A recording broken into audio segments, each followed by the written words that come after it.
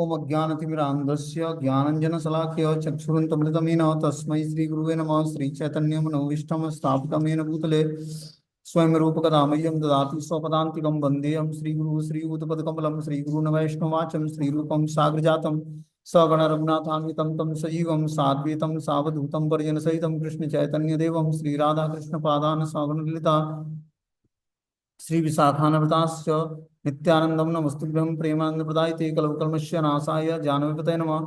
नमो महावदन्याय कृष्ण प्रेम प्रदायते कृष्णाय कृष्ण चैतन्य नामिने गौरद्विष नमः।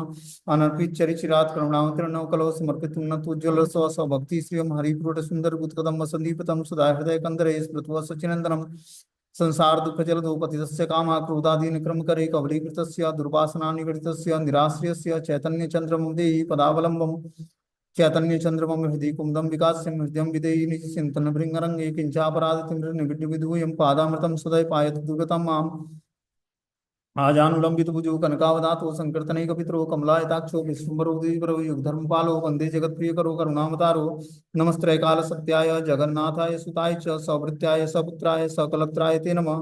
अवतीर्णो साकरुण्यो परिच्छिन्नो सदीश्वर श्रीकृष्ण चैतन्य नित्यानंदो द्वय भ्रातरम भजे सहजयति विशुद्ध विक्रमं कनकाभ्यं कमलायति क्षणं वरजाननं विलंबितं खडूज बहुधा भक्तिरसा विनर्तकम्। जयति जयतु देव कृष्ण चैतन्य चंद्रो जयति जयतु कीर्तितस्य नित्या पवित्रं जयति जयतु वृत्तस्य विश्वेश्वमूर्ति जयति जयतु नृत्यत्व स्वरूप प्रियाणाम पंचतत्वात्मकं कृष्णं भक्तरूप स्वरूपं भक्तावतारं भक्ताख्यं नमामि भक्तशक्तिकं। जय श्री कृष्ण चैतन्य प्रभु नित्यानंद श्री अद्वैत गदाधर श्रीवासादि श्री गौर भक्तवृंद। हरे कृष्ण कृष्ण कृष्ण हरे हरे हरे राम राम राम हरे हरे। तो इसमें आज हम लोग को आदि खंड का चतुर्थ चतुर्दश अध्याय श्रीमद् चैतन्य भागवत कथा है, ठीक है ना। मतलब 14वां अध्याय पढ़ना है। इसमें हम लोग ने कम से कम 46 श्लोक तक पढ़े थे, आज 47 नंबर पढ़ना है।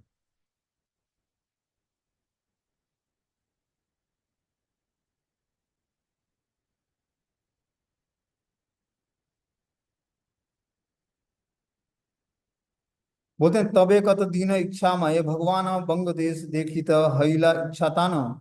फिर इच्छा मय भगवान की कुछ दिन पश्चात बंग देश देखने की इच्छा हुई है। इससे पहले हमने श्लोक सुना, बताया था स्टोरी कि किसी किसी दिन लक्ष्मी देवी बहुत देर तक प्रभु के चरणों में बैठकर उनकी चरण सेवा करती रहती है। तो जो लक्ष्मी प्रिया माता थी भगवान श्री गौरांग महाप्रभु के चरणों में बैठकर और महाप्रभु के चरणों की सेवा करती। सची माता पुत्र के पत्तल पर एक अद्भुत दृश्य देखती कि एक महाज्योतिर्मय अग्निपुंज की शिखा ज्वालायमान है। सची माता को अपने पुत्र के चरणों में ऐसा दिखता कि एक अद्भुत दृश्य दिखता, क्या कि महाज्योतिर्मय अग्निपुंज प्रज्वलित हो रहा है पैर के तलों में।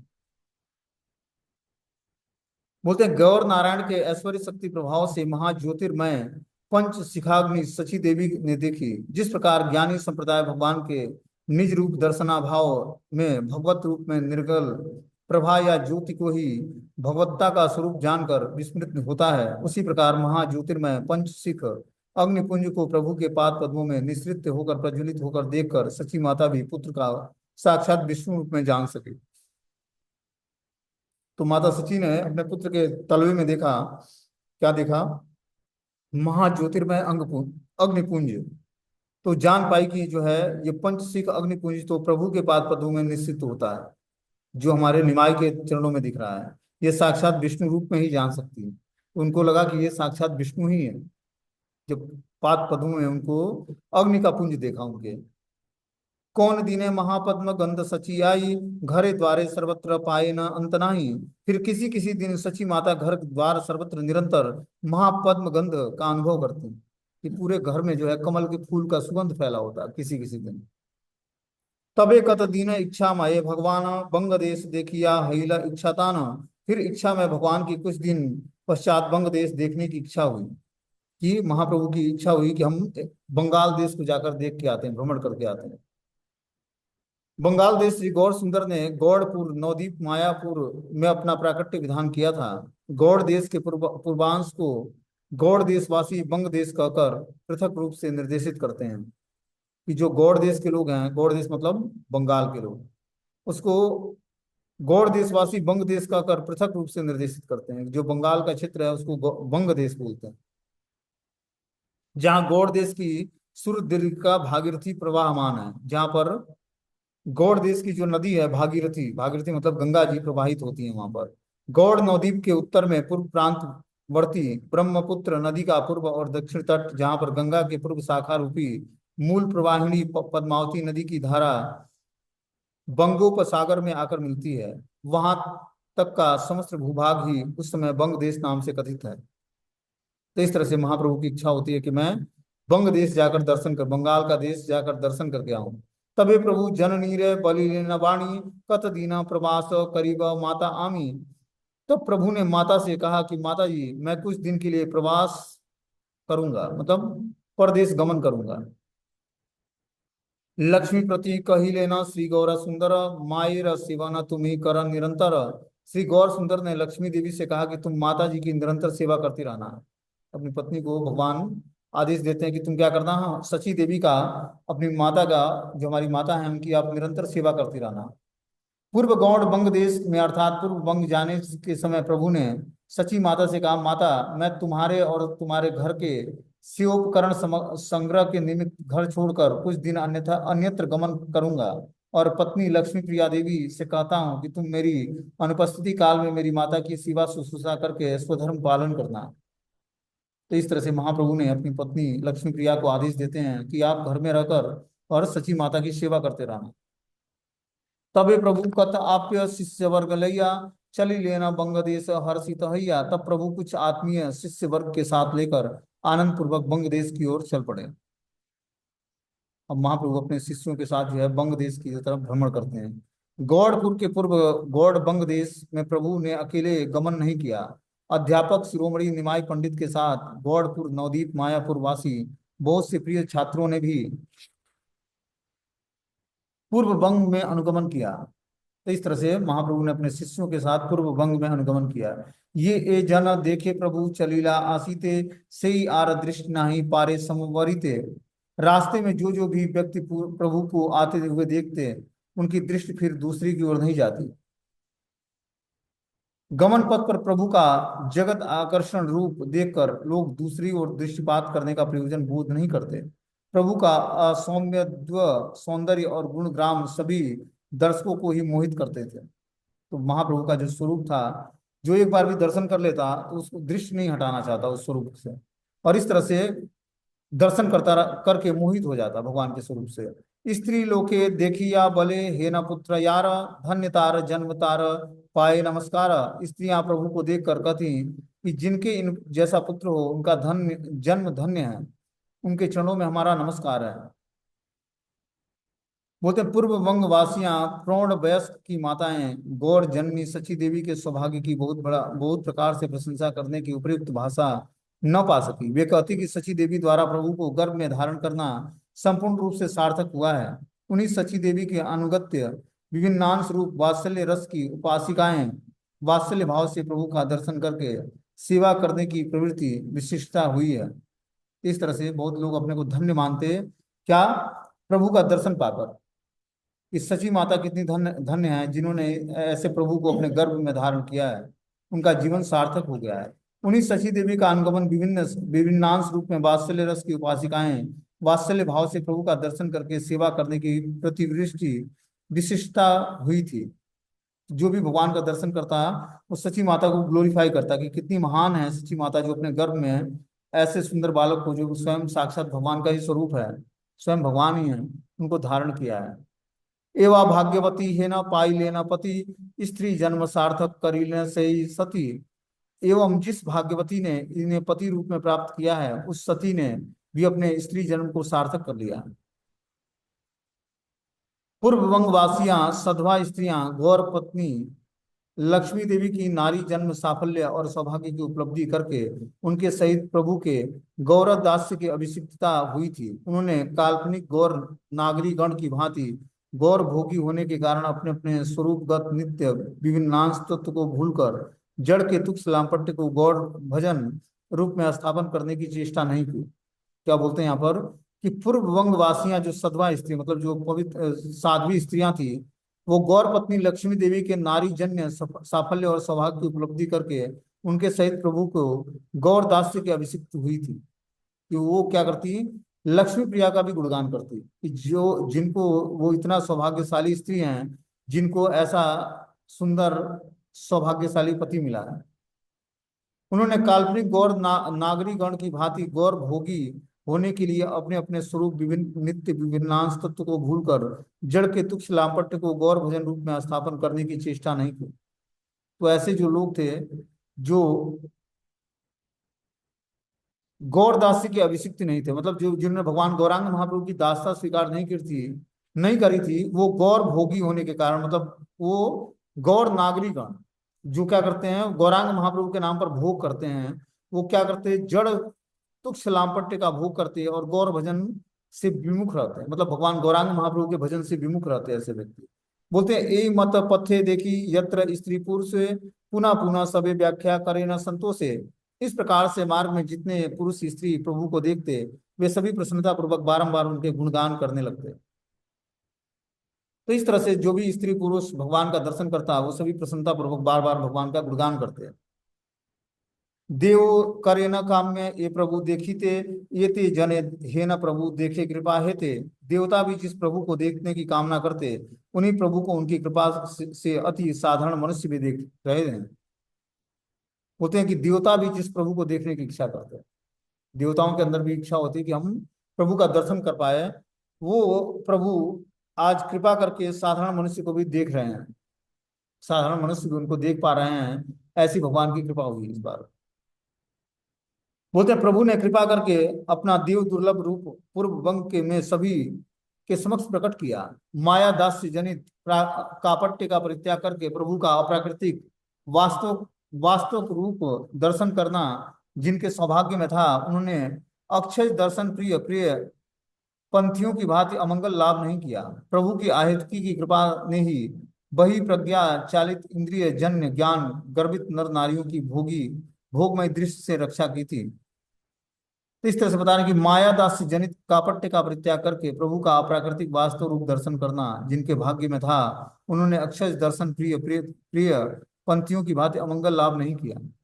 जिनके भाग्य में भगवान गौरांग महाप्रभु का दर्शन लिखा था, उन्होंने प्रिय पंथियों की भांति अमंगल लाभ नहीं किया। जो प्रिय पंथी होते हैं, प्रिय मतलब एक होता है कि श्रेय और दूसरा होता है प्रिय, दो प्रकार के रास्ते होते हैं। तो जो भगवान के प्रति श्रेय मतलब उनको भगवान को चाहते थे, वो भगवान का दर्शन करके और अक्षय दर्शन करके भगवान से लाभ प्राप्त करते हुए हैं। लेकिन जो प्रिय पंथियों की भांति हैं, जो प्रिय रास्ते को मार्ग को स्वीकार करते हैं, वो क्या करते हैं, अमंगल को प्राप्त होते हैं। बोलते प्रभु की आयतकी की कृपा ने ही बही प्रज्ञा चालित इंद्रिय जन्य ज्ञान गर्भित नर नारियों की भोगमय दृश्य से रक्षा की थी। हे न मते गौर सुंदर धीरे धीरे धीरे कत दिने आइले न पद्मावती तीरे। इस प्रकार से गौर सुंदर धीरे धीरे कुछ ही दिनों में पद्मावती के तट पर आ पहुंचे। तो इस तरह से प्रभु बंग देश में धीरे धीरे चलते चलते पद्मावती नदी के तट पर आ जाते हैं। बोलते हैं राजसी भागीरथी के सत्व से संतुष्ट जाह्नवी देवी माया तीर्थ हरिद्वार से अवतीर्ण होकर सागर में मिलने के लिए पूर्वाभिमुखिनी हुई। मार्ग में अक्षय ज्ञान गर्भित होने किसी एक असुर ने गौर चरण प्राप्ति की वंचित करने के लिए भागीरथी की धारा को पद्मावती नदी के साथ प्रवाहित किया, ऐसा कोई कोई कहना है। तो जो भागीरथी नदी है, मतलब गंगा नदी है, वो हरिद्वार से निकलती है माया तीर्थ से, और कहाँ जाकर मिलती है, गंगा सागर में। पूर्वो उन्मुखी उनकी धारा जो है प्रवाहित होती है। लेकिन एक असुर था जो गौर चरण प्राप्ति से वंचित था। गौर चरण प्राप्ति से वंचित करने के लिए भागीरथी की धारा को पद्मावती नदी के साथ प्रवाहित किया उसने।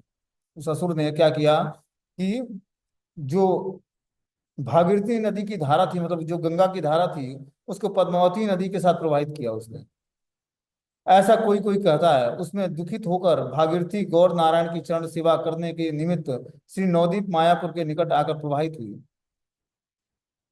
यह मायापुर की उक्त माया तीर्थ हरिद्वार है। स्वयं खड़ ऐश्वर्य पूर्ण होकर भी भगवान गौर सुंदर विवाह लीला के बाद गृहस्थ नर लीला के अनुकरण द्वारा अर्थ संग्रह लीला के उद्देश्य से क्रमशः बहुत से ग्रामों की यात्रा करते हुए पद्मावती के तटवर्ती प्रदेश में पहुंचे।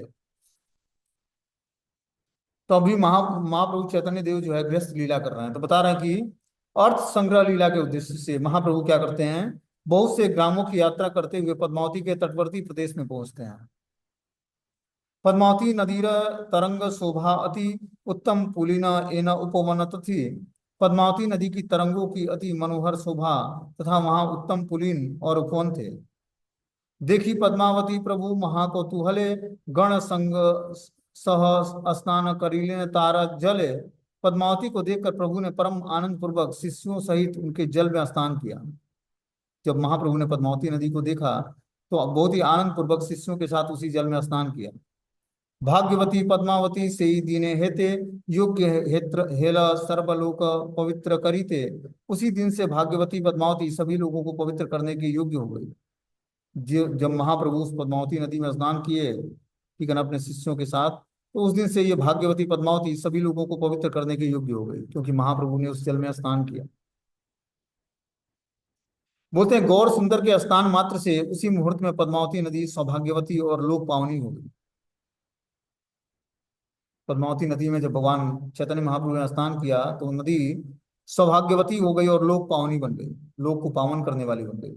विष्णुपाद के गंगा का उद्भव उनके लोक पावनत्व और पाप नाशत्व का ज्ञापन होने पर भी पद्मावती नदी में उसी प्रकार पतित पावन गुण आरोपित नहीं होना होता था। किंतु जब वो पद्मा में साक्षात स्वयं प्रभु ने आवगाहन और स्नान किया, तभी से प्रभु द्वारा पाद स्पर्श करने के कारण उसमें भी कली कलुषित हारिणी गंगा की भांति निखिल लोक पावनत्व आरोपित हुआ था।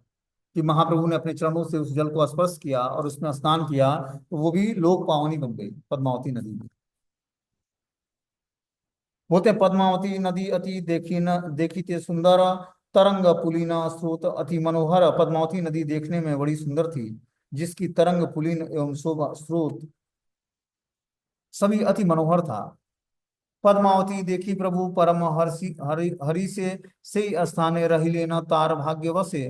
पद्मावती को देखकर प्रभु परम प्रसन्न हुए और उसके सौभाग्य के कारण कुछ दिन के लिए वहीं ठहर गए। इस तरह से पद्मावती नदी को देखकर प्रभु बहुत प्रसन्न हुए और सौभाग्य के कारण कि मेरा अखंड सौभाग्य जगह जो मैं पद्मावती नदी का दर्शन कर पाया, कुछ दिन उसी नदी के तट पर जो है महाप्रभु ठहर जाते हैं। आगे इसमें बता रहे हैं कि एन क्रीड़ा करीले न जानवीर जले शिष्य गणेश सहित परम कौतूहले से भाग्य एवं पाई लेना पद्मावती प्रतिदिन प्रभु जल क्रीड़ा करे तथी। जिस प्रकार प्रभु ने आनंद पूर्वक शिष्यों सहित गंगा में जल क्रीड़ा की थी, वैसा ही सौभाग्य पद्मावती ने भी प्राप्त किया था, क्योंकि प्रभु प्रतिदिन वहां जल क्रीड़ा करने लगे। इस तरह से महाप्रभु चैतन्य देव वहीं कुछ दिनों तक गंगा पद्मावती घाट पर ही निवास करते हैं और आनंद पूर्वक शिष्यों के सहित उसमें क्या करते हैं, जल क्रीड़ा करते हैं। वैसा ही सौभाग्य पद्मावती ने भी प्राप्त किया था, क्योंकि प्रभु प्रतिदिन वहां जल क्रीड़ा करने लगे। जिस तरह महाप्रभु अपने शिष्यों के साथ मायापुर में जल क्रीड़ा करते, ठीक है ना, उसी प्रकार अब पद्मावती नदी में भी महाप्रभु जल क्रीड़ा करने लगे। बंगदेशे गौरचंद्र करीला प्रवेश अद्यापि यसी भाग्य धन्य बंगदेश। बंगदेश में प्रभु के ने प्रवेश किया, उसी सौभाग्य से आज तक बंगदेश धन्य धन्य हो रहा है। महाप्रभु चैतन्य देव उसमें प्रवेश किए थे बंगदेश में, इस कारण से वो देश आज भी धन्य धन्य हो गया है। पद्मा पद्मावती तीरे रही लेना गौरचंद्र सुनील सर्वलोक बड़ा हईला आनंद। श्री गौर चंद्र पद्मावती के तट पर रह रहे थे, यह सुनकर सभी लोगों ने बड़ा आनंद हुआ। गंगा तट भूमि गौड़ देश और पद्मावती के दोनों चक्र तटवर्ती प्रदेश समूह ही पश्चिम बंग या पूर्व बंग मिलकर एकत्र साधारणतः बंग देश नाम से प्रसिद्ध है। साधारणतः पद्मावती को उस पार को ही पूर्व देश कहा जाता है। कौन से ग्राम प्रभु की पद धूलि कर्ण प्राप्ति से धन्याति धन्य तथा तीर्थ भूत हुआ था, यह ग्रंथ में लिखित नहीं है। कोई कोई कहते हैं कि वह फरीदपुर जिले के अंतर्गत मंगडोबा ग्राम में है। तो इस तरह से महाप्रभु ने पद्मावती में, जो कि पूर्व देश बंग देश में है, बंगाल में है, उस ग्राम में जहाँ से होकर ये पद्मावती नदी बहती है, उसमें महाप्रभु प्रवेश करते हैं उस ग्राम में, और पद धूलि कर्ण प्राप्त करके वो देश भी धन्य अति धन्य और तीर्थभूत हो जाता है। जो कि कुछ लोगों का कहना है कि वो जो जिला था वो फरीदपुर जिला था, उसके अंतर्गत मंगडोबा ग्राम से होकर महाप्रभु गए थे। निमाई पंडित अध्यापक शिरोमणि आसिया अचेन सर्वदिके हेला ध्वनि। चारों ओर यह ध्वनि फैल गई कि अध्यापक शिरोमणि श्री निमाई पंडित आए हुए हैं। तो जैसे ही बंगदेश में महाप्रभु का प्राकट जन्म वो होता है, प्रवेश होता है, तो चारों तरफ बात फैल जाती है कि महाप्रभु जो अध्यापक शिरोमणि हैं निमाई पंडित, वो आए हुए हैं।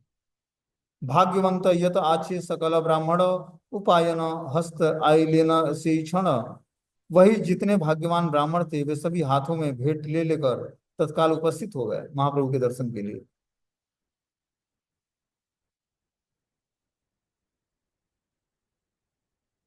आगे से बता रहे कि सबे आसी प्रभुर करिया नमस्कार। बलि ते लागिया अति करी उपरिहार। आमा सभाकार अति भाग्योदय हेते तुम्हारा विजय आसी हैला ए देसे। सबने प्रभु को नमस्कार करके अत्यंत विनम्र भाव से कहा कि हे द्विजमणि, हम सब लोगों के भाग्य उदय होने से ही आपने इस देश में शुभागमन किया है। तो इस तरह से जब बता रहे हैं कि सभी लोग प्रभु को नमस्कार करते और अनंत अत्यंत विनम्र भाव से कहते कि हे द्विजमणि, हे ब्राह्मणों में श्रेष्ठ, हम सब लोगों के भाग्य उदय होने से ही आपके देश में शुभागमन हुआ है।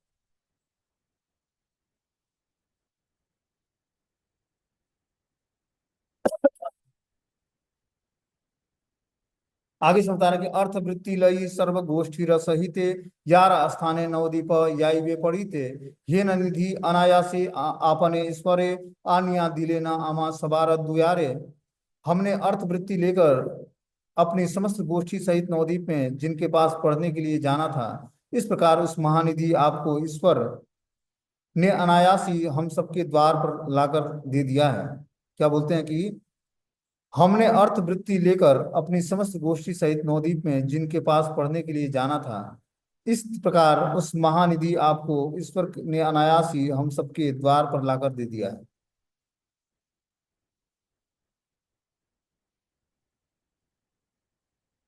कि बंग देश के लोग सोचते कि हम लोग अर्थ वृत्ति लेकर हम लोग जब नवदीप में प्रवेश करते, तब जाकर उस महानिधि भगवान चैतन्य महाप्रभु का हम लोग को संग प्राप्त होता। लेकिन भगवान की ऐसी कृपा हुई है कि भगवान स्वयं समस्त गोष्ठियों सहित नवदीप छोड़कर और हम लोग के पास आए हैं। बोलते हैं प्रभु के प्राकट्य काल में पूर्व बंग में बहुत से लोग पुत्र आदि पोष्य वर्ग के साथ अर्थादि संग्रह करके उस समय के श्रेष्ठ विद्या अनुशीलन केंद्र नवदीप में पढ़ने जाते थे।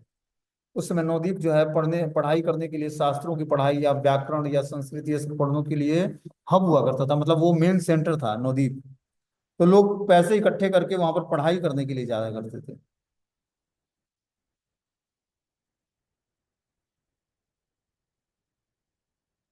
आगे से बता रहे हैं कि प्रभु के प्राकट्य काल में पूर्व वंग में बहुत से लोग पुत्र आदि पोष्य वर्ग के साथ अर्थादि संग्रह करके उस समय के सर्वश्रेष्ठ विद्या अनुशीलन केंद्र नवदीप में पढ़ने जाते थे।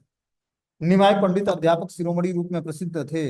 विद्यार्थी उनके पास ही अध्ययन करने की अभिलाषा करते थे, किंतु अभिलाषा करने से जिस किसी कारण से भी हो, सभी का सर्वदा नवदीप में जाकर उनके निकट अध्ययन करना संभव नहीं हो पा रहा था। अब यह जानकर कि वही अध्यापक शिरोमणि निमाय पंडित आज विद्यार्थियों के सौभाग्य से स्वयं पद्मा नदी के तटवर्ती प्रदेश में आकर उपस्थित हुए हैं, इस कारण से वे अपने अपने महासौभाग्य की प्रशंसा करते हुए ऐसी विवेचना करने लगे कि हम सबको नवदीप नहीं जाना पड़ेगा। इस तरह से जब महाप्रभु बंग देश की यात्रा करते हैं, तो सारे बंग देश के वासी अपना सौभाग्य मनाते हैं कि हम लोग की कितने बड़ी सौभाग्य है कि महाप्रभु पद्मा नदी के तटवर्ती प्रदेश में आकर उपस्थित हैं। और इस कारण से वे सभी अपने महासौभाग्य की प्रशंसा करते हुए ऐसी विवेचना करने लगे कि अब हमको नवदीप नहीं जाना पड़ेगा।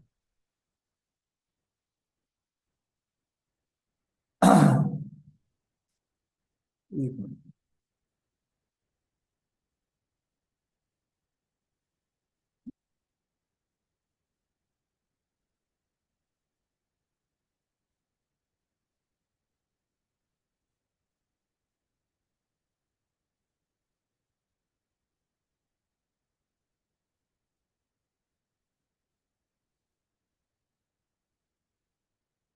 क्यों नवद्वीप नहीं जाना पड़ेगा? क्योंकि महाप्रभु स्वयं बंग देश में आए हैं नवद्वीप छोड़कर दर्शन देने के लिए। आगे इसमें बता रहे हैं, मूर्तिमंत तुम्हें बृहस्पति अवतार, तुम्हारा सदृश अध्यापक नहीं आ रहा। आप बृहस्पति के साक्षात मूर्तिमान अवतार हैं और इस पृथ्वी पर आके आपके जैसा और कोई अध्यापक नहीं है। बृहस्पति दृष्टांत तुम्हारा योग्य नय, ईश्वरेर अंश तुम्ही हे न मनिलय। बृहस्पति का दृष्टांत भी आपके उपयुक्त नहीं है। हमारे मन में ऐसा प्रतीत होता है कि आप ईश्वर के भी अंश हैं। अन्यथा ईश्वरेर बिना एमत पंडित पांडित्य अन्येर न हय कबू लय चित्तवृत्त। क्योंकि ऐसा पांडित्य ईश्वर के सिवा अन्य किसी में भी कभी नहीं हो सकता है। यह बात हमारी चित्तवृत्ति में उतरी है। तो सभी लोग का मानना था कि ऐसा पांडित्य जो भगवान गौरांग महाप्रभु में था, वो ऐसी प्रवृत्ति, ऐसी ऐसी विद्वत्ता या ऐसा पांडित्य तो साधारण व्यक्ति के चित्त में ऐसा पांडित्य नहीं हो सकता है। बोलते हैं, प्रभु अपने पांडित्य ऐश्वर्य के प्रभाव से दूसरे सबका ही चित्त आकर्षण करते थे। इसी कारण उन्होंने प्रभु की अतुलनीय पांडित्य प्रतिभा का ऐश्वर्य ऐश्वर्य आ के रूप से ज्ञान तथा विचार किया है। तो महाप्रभु में जो पांडित्य था, जो ऐश्वर्य था, वो सबके चित्त को आकर्षण आकर्षित कर लेता था। इस कारण से उन्होंने प्रभु की अतुलनीय पांडित्य प्रतिभा और ऐश्वर्य आदि का विचार किया।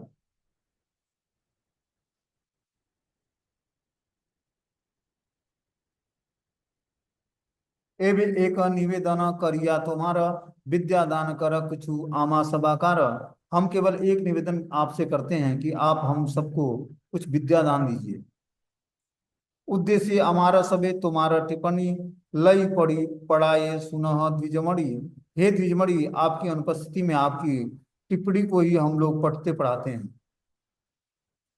प्रभु ने कला व्याकरण की जिस एक टिप्पणी की रचना की थी, उसका ही अवलंबन करके पद्मावती तटवासी पंडित अध्ययन और अध्यापन करते थे। इससे यह जान पड़ता है कि पद्मावती तटवासी कुछ विद्यार्थी श्रोमणी निमाय पंडित के निकट अध्ययन के समय उनके मुख पद्म निश्रित टिप्पणी आदि का संग्रह करके अपने ग्राम में ले आए थे और ग्राम स्थित दूसरे अध्यापक को भी वही टिप्पणी प्रदान की थी, जो भी वो अन्यत्र कहीं भी ग्रंथ रूप में प्रभु रचित टिप्पणियों का उल्लेख नहीं पाया जाता है।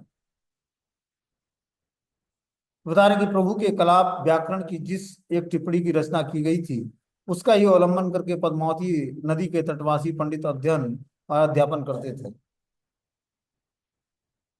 कि जो गौरांग महाप्रभु ने व्याकरण की जिस टिप्पणी की रचना की थी, उसका ही अवलंबन करके जो भी पद्मावती नदी के तट पर रहने वाले ब्राह्मण थे, वो अध्ययन अध्यापन कराते थे। किसकी शरण ग्रहण करके?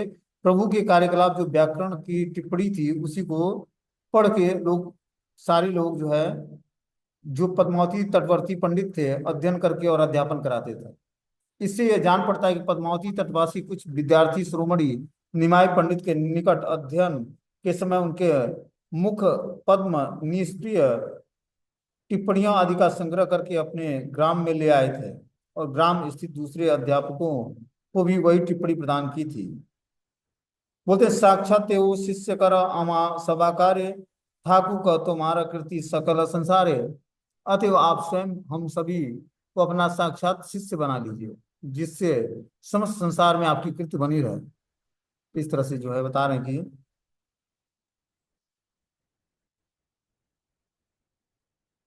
छात्र जानकर अध्यापनार्थ प्रभु के सम्मुख प्रार्थनाएं, सबने बंग देश के लोगों ने क्या किया? प्रभु के सामने प्रार्थनाएं की। क्या बोला? कि आप स्वयं हम सभी को अपना साक्षात शिष्य बना लीजिए, जिससे हम समस्त संसार में आपकी कीर्ति बनी रहे। हासी प्रभु सभा प्रति करिया आश्वासन, कत दिने बंग देश करीला विलास। प्रभु ने हंसते हुए यह सारी बातें सुनकर सबको आश्वासन प्रदान किया। तभी कुछ दिन बंग देश में विलास करने लगे। इस तरह बता रहे कि प्रभु ने हंसते हुए यह सारी बातें सुनकर सबको आश्वासन प्रदान किया कि कुछ दिन बंग देश में विलास करने लगे। महाप्रभु ने बोला कि मैं कुछ दिन तक यहीं बंग देश में ही रहूंगा। तो धीरे धीरे जो है भगवान ने आश्वासन उनको दिलाया। बोलते हैं, से ही भाग्य अद्यापि सर्व बंग देश श्री चैतन्य संकीर्तन करे स्त्री पुरुष। उस सौभाग्य से आज तक संपूर्ण बंग देश के स्त्री पुरुष श्री चैतन्य देव का संकीर्तन करते थे। तो इस तरह से सभी जो बंग देश के वासी थे, सभी स्त्री पुरुष श्री चैतन्य महाप्रभु के नाम का संकीर्तन करते थे। श्री चैतन्य भागवत लिखते समय ग्रंथकार जानते थे कि प्रभु के अप्रकट होने के बाद वर्ष बाद भी पूर्व बंग में श्री चैतन्य प्रवृत्ति कृष्ण संकीर्तन अनुष्ठित होना था। उससे सभी स्त्री पुरुष निर्विशेष भाव से योगदान करते थे। इस तरह से जो कृष्णदास जो वृंदावन दास ठाकुर हैं, बताते हैं कि जो चैतन्य भागवत के ग्रंथकार हैं, प्रभु के अप्रकट होने के बहुत वर्ष बाद भी पूर्व बंग में श्री चैतन्य प्रवृत्ति कृष्ण संकीर्तन अनुष्ठान होता था। उससे सभी स्त्री पुरुष निर्विशेष भाव से योगदान करते थे। आगे इसमें बता रहे कि मध्य मध्य मात्र कत पापी गणरिया लोक नष्ट करे अपनारे लो या प्रभु प्रभु बीच बीच में कुछ पापी लोग वहां जाकर अपने को पूजा कराकर लोगों को नष्ट करते थे। क्या बोलते हैं यहाँ पर कि परंतु बीच बीच में कुछ पापी लोग ऐसे थे जो आते थे नवद्वीप में, बंग देश में, और अपनी पूजा करा करके लोगों को नष्ट कर देते थे।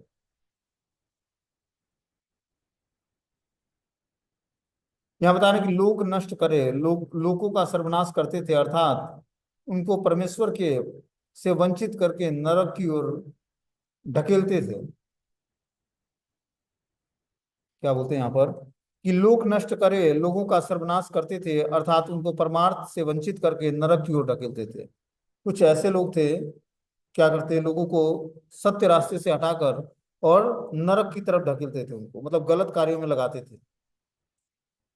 बोलते भक्तों के कीर्तन संकीर्तन में प्रविष्ट होकर कोई पाप चित्त व्यक्ति श्री चैतन्य संकीर्तन में व्याघात पैदा करते हैं, जिससे सरल प्रकृति के व्यक्ति ऐसे कीर्तन के समय अवान्तर उद्देश्य विशिष्ट पापियों के साथ योगदान करने के प्रयोजन लाभ से वंचित होते हैं। यहाँ पर बता रहे हैं कि जो है भक्तों के संकीर्तन में प्रविष्ट होकर कोई पाप चित्त व्यक्ति श्री चैतन्य संकीर्तन में व्याघात पैदा करते हैं। जिसके पास धन था वो क्या करता, महाप्रभु चैतन्य देव के जो संकीर्तन मूवमेंट था उसमें व्याघात उत्पन्न करता, जिससे सरल सरल प्रकृति के उद्देश्य ऐसे कीर्तन के समय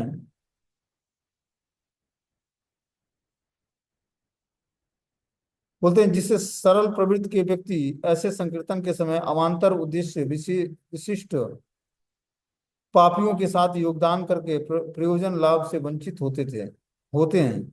इस तरह से उन्होंने बता रहे कि भक्तों के श्री कृष्ण संकीर्तन में प्रविष्ट होकर कोई पाप चित्त व्यक्ति श्री कृष्ण चैतन्य संकीर्तन में व्याघात पैदा करते,